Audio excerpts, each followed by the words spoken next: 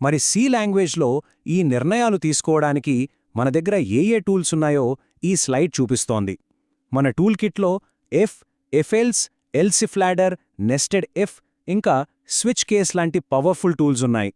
ఈ సెషన్లో మనం వీటిని ఎలా, ఎక్కడ, ఎందుకు వాడాలో వివరంగా చూద్దాం.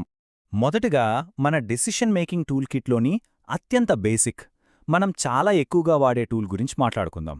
అవే ఇఫ్ మరియు ఇఫ్ ఎల్స్ స్టేట్మెంట్స్. ఈ ఇఫ్ ఎల్స్ స్టేట్మెంట్ని మనం వెళ్తున్న దారిలో ఒక వై జంక్షన్ లాగా ఊహించుకోండి. అక్కడ మన ముందు రెండు దారులుంటాయి. ఏ దారిలో వెళ్లాలో ఒక కండీషన్ డిసైడ్ చేస్తుంది.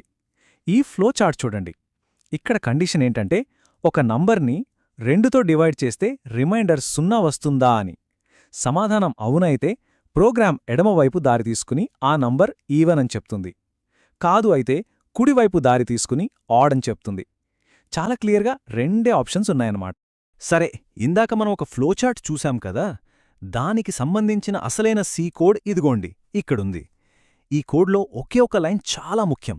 చూడండి, ఇఫ్ ఆఫ్ n%2 = 0. ఆ బ్రాకెట్లలో ఉన్నదే మన కండిషన్. అదే మనం ఇందాక చెప్పుకున్న వై జంక్షన్ దగ్గర అడిగే ప్రశ్న అన్నమాట. ఒకవేళ ఆ కండిషన్ ట్రూ అయితే, అంటే రిమైండర్ 0 వస్తే, బారు ఇఫ్ కింద ఉన్న ప్రింట్ఎఫ్ స్టేట్మెంట్ పనిచేస్తుంది. ఒకవేళ ఆ కండిషన్ ఫాల్స్ అయితే, ప్రోగ్రామ్ ఆ ఇఫ్ బ్లాక్ని వదిలేసి నేరుగా ఎల్స్ కింద ఏముందో దాన్ని ఎగ్జిక్యూట్ చేస్తుంది.